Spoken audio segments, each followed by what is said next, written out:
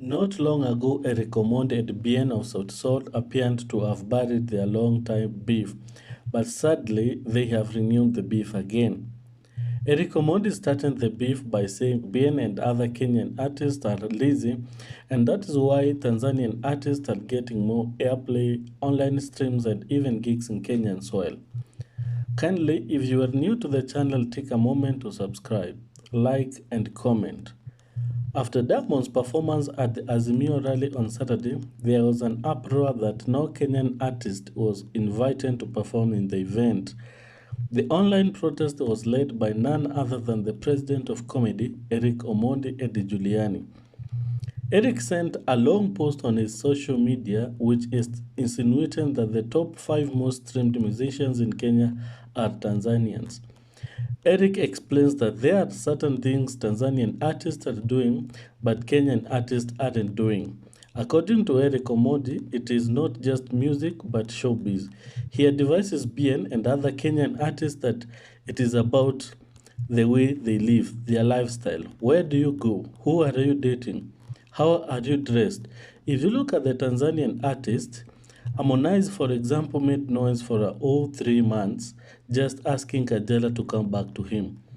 Diamond buys a Rolls Royce, goes on tour, promises to buy a jet, and 2 weeks later jets into Kenya in one. It is all about showbiz, but Bien and other Kenyan musicians are simply bowling and it will take them nowhere. That is according to Erick Omondi. In his defense, Bien argued that many artists don't want to engage in political campaigns because it ends up tainting their image in the long term, especially in the corporate world. This could lead the artists to lose other deals. Bien's sentiments were also backed by comedian Alex Madenge, who said that artists in Kenya were in corporate capture and if they engage in politics, they affect their corporate endorsement in the next 10 years. According to Bien, it is easier to work with the government that is already in place than in the campaigns and during the campaigns period. Well, you would think the argument would end there, but just yesterday it came to light that the top 5 most streamed artists in Kenya are all from Tanzania.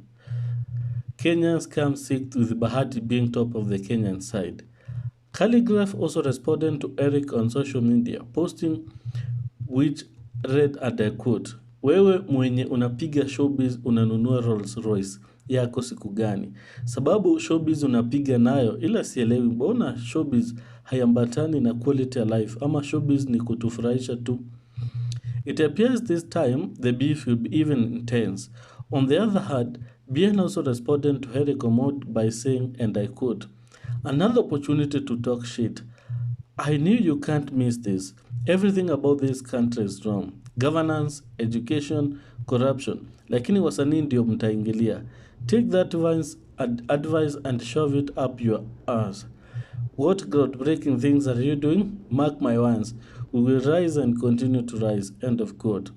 This is not the first time the three have confronted each other on social media, and it would be interesting to see where this leads. Erick has not responded to them yet, but for sure I know Erick will soon come out and respond to the 2 Kenyan leading artists. I do not to judge this, but I also feel like Kenyan artists sometimes they are not doing much.